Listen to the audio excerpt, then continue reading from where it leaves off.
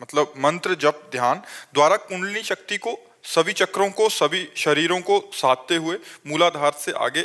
तो महाराज जी ऐसे आत्म साक्षात्कार होता है या केवल नाम जप से ही ये स्थिति हो जाती है?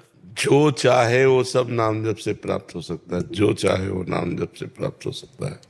पर इतना तीव्र नाम जप हो, इतना जोर का नाम जप हो कि कुंडलनी शक्ति में जाकर के आग पैदा कर दे, गर्मी पैदा कर दे, रात दिन भजन, वो फिर उत्थान करती है और ब्रह्मरंध्र तक पहुंच जाती है। अब जो जितना पहुंचा पाए उतनी क्षमता होती है, पर वो ऐसे नहीं होती, वो श्वास प्रश्वास की गति से होती है। अधिक से अधिक श्वास नाम जप ऊपर, प्रश्वास नाम जप नीचे जपते हुए शांत गति, अल्पाहार, प्रपंच शून्य, परम पवित्र निरंतर नाम जप। अब जो चाहे वो प्राप्त हो जाएगा। ब्रह्म ज्ञान चाहे ब्रह्म ज्ञान प्राप्त हो जाएगा, भगवत प्रेम चाहे भगवत प्रेम प्राप्त हो जाएगा, योग की सिद्धियां चाहते योग की। हनुमान जी में कौन सी सिद्धि नहीं है, या कई ऐसे भक्त हैं उनमें कौन सी सिद्धि नहीं, पर उस कोटि का भजन होना चाहिए ना। आकाशचारी हो जाना, बहुत रूपों में हो जाना, बहुत दूर की बात सुन लेना, बहुत दूर की बात देख लेना, चट्टान में भी प्रवेश कर जाना, ये सब सिद्धियां प्राप्त हो जाती हैं। अगर इन सिद्धियों को प्राप्त करे तो भगवान का प्रेम प्राप्त नहीं होता। इसीलिए बहुत बड़े बड़े महापुरुषों में कोई सिद्धि नहीं देखी जाती, केवल प्रेम देखा जाता है। वो प्रेम हृदय में जागृत कर लिए।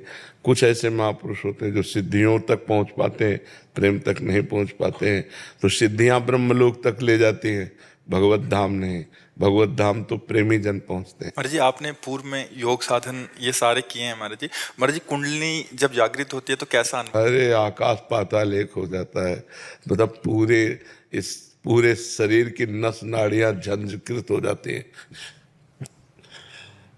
मतलब जब उत्थान करती है तो एक एक बीता शरीर उठ जाता है आसन से, पद्मासन लगाए बैठे आसन से उठ जाता है पूरे शरीर की मतलब आपको देख के लगेगा इनको प्रेत आ गया है क्या।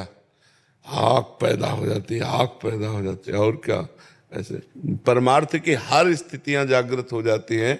जब भगवान में चित्त जोड़ दे तो भगवान सर्वात्मा है, तो सब कुछ ज्ञान हो जाता है। तो महाराज जी अभी इसकी प्रेम मार्ग में इसकी नहीं, ये सब समाप्त कर दी जाती है। मतलब उसका अनुभव भी वो क्योंकि हाँ, एक ही बिल्कुल बिल्कुल सब समाप्त करके बिल्कुल अबोध बालक की तरह तब भगवान से प्रेम होता है।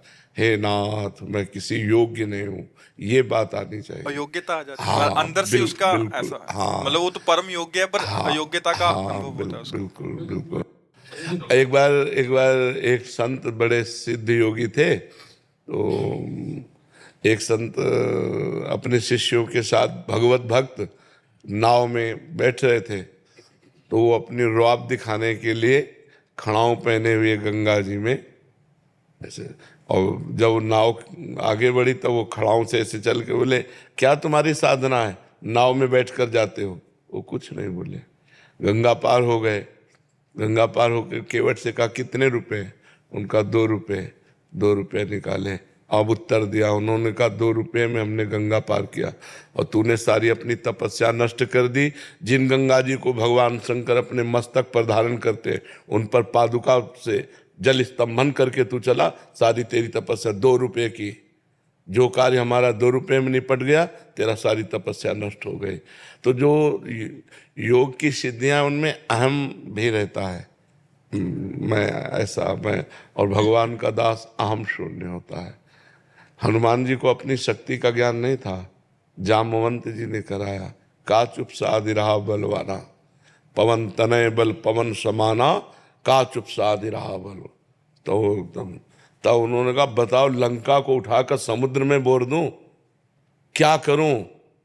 तो उनका बस आपको इतना करना है, समुद्र पार करके जाओ और सीता जी की खबर लेकर रघुनाथ जी को सीता जी की बात बताओ, सीता जी को रघुनाथ जी की बात बताओ, भाई इतना करना है। तो योग में सब सिद्धियां होती है। परमात्मा योग में चित्त को जोड़े तो ये नाम योग है।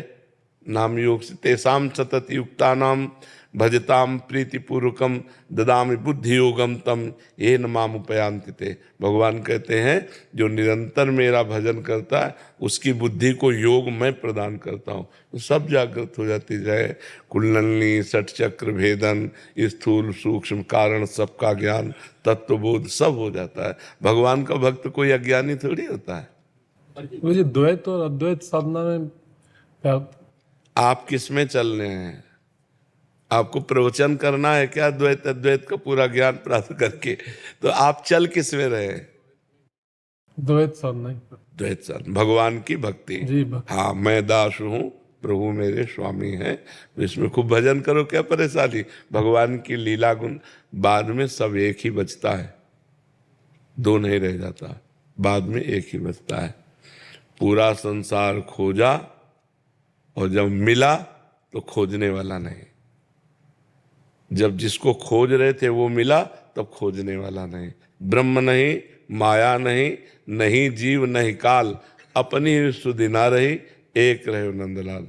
भक्ति का जो परिणाम है वो इष्टाकार वृत्ति है। अपना अस्तित्व खो जाना, अपने इष्ट देव में तन्मय हो जाना।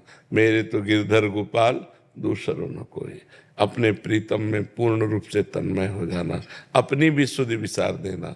ज्ञानी सबकी सुधि विसार कर मैं में स्थित हो जाता है, भक्त मैं की सुधि विसार कर प्रभु में स्थित हो जाता है। रहता एक ही है दोनों में, एक के सिवा दूसरा कोई नहीं रहता। समझ पा रहे हैं?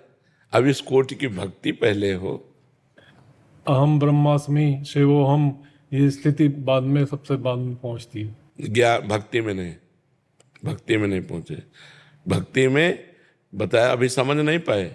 ब्रह्म नहीं, माया नहीं, जीव नहीं, नहीं काल, अपनी ही सुधि ना रही, एक रहे नंदलाल। कान भय प्राण में, प्राण भय कान में, ही में न जान परे कान है कि प्राण। यहाँ भी भगवान, बाहर भी भगवान, मन भी भगवान, बुद्धि भी भगवान, चित्त भी भगवान, अहम भी भगवान। वहाँ मैं ब्रह्म की सत्ता नहीं, मैं ब्रह्म की सत्ता ज्ञान में आती है। और भक्त का मैं का विस्मरण होकर के केवल कृष्ण में, केवल राम में। समझ रहे? जड़ चेतन जग जीव जत सकल राम में जाने। गोस्वामी तुलसीदास जी कह रहे हैं, यहाँ राम, सामने राम, चराचर जगत में राम। ऐसा भक्त को अनुभव होता है।